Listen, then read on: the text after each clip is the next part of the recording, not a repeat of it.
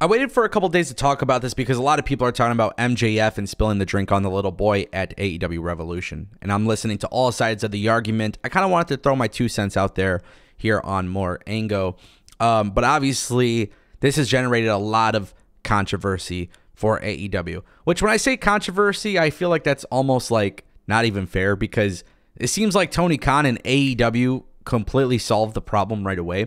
But it got me thinking, and it got me thinking more about MJF and what he's able to get away with and whatnot. And obviously, I'm just a YouTuber. I'm just talking about wrestling through the scope of my eyes. I think MJF is the greatest asset that AEW has, right? So obviously, this is a scenario that becomes very intriguing for AEW. And if you're Tony Khan, you're just kind of hoping that this doesn't really happen again, right? Because Tony Khan, he immediately mentioned this at the media scrum right off the rip that MJF and Tony Khan had a conversation about it, and that's not how a champion acts, whatever. Now, initially, I thought maybe it was a plant, and then it came out that this was actually a real fan. Then it originally came out that what was spilled on the little boy was water. Then it also came out that it was tequila. So obviously there's just a lot of bullshit that's kind of being said about the situation. So it's really hard to form an opinion on the exact scenario that happened. But if I'm making a general statement, MJF is a heel, right? And I've seen somebody make an argument, well, anytime a heel spills somebody's drink or takes somebody's food or something like that, they paid their hard-earned money for that from the arena concession stand. Like, that's not right? And I understand that. But typically in that situation, if that were to happen, I feel like AEW or WWE, in the event that does happen, they can get somebody from concessions to make another drink or to make another sandwich or whatever the case may be, right? So the idea of that, I totally think it's a non-issue in my opinion. Obviously, MJF spilling a little drink on a little boy generates a lot of conversation, and it creates a huge mixed reaction from fans because you have people who are saying, well, it's a heel. You should know by being so close to the ring that things like this can happen. And then there's the other portion of it where it's like, man, he spilled a drink on a little boy. That's messed up, whatever. My point is this. I think it's wrong. Me personally, I think it's wrong.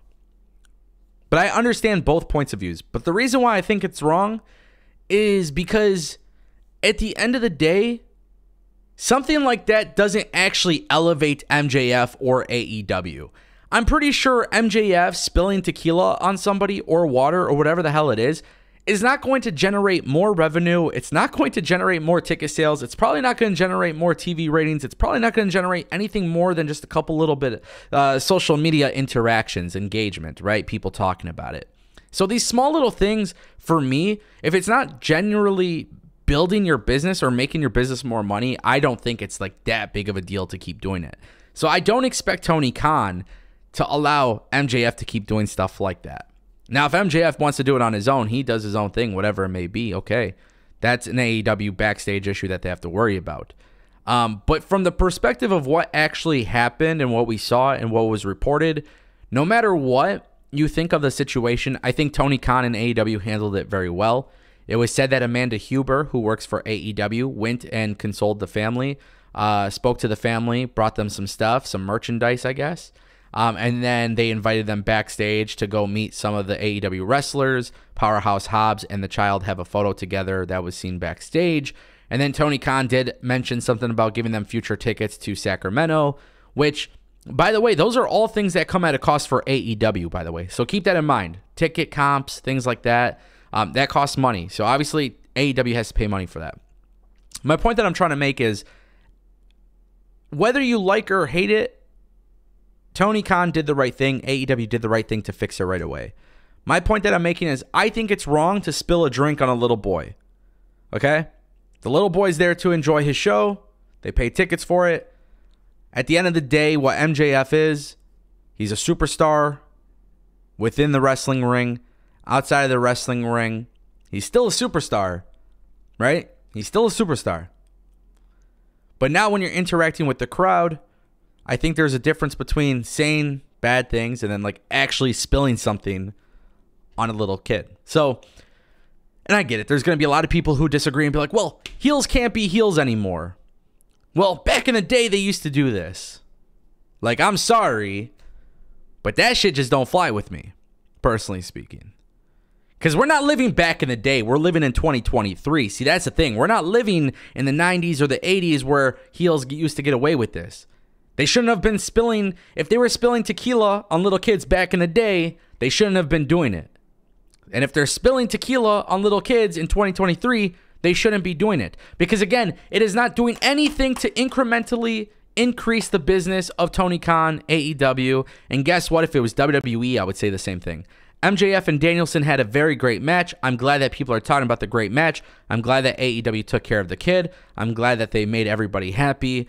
I don't think this is something that needs to be done on a consistent basis. You want MJF to cut those raunchy-ass promos where he's talking mad shit to everybody? You can let him do that. If that's what you want, you can let him do that. Now, I'm not here to sit here and convince you to feel otherwise.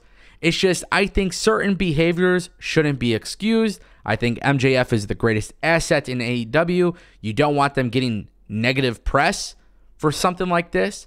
Obviously, that didn't happen here, but it's just something that needs to be discussed.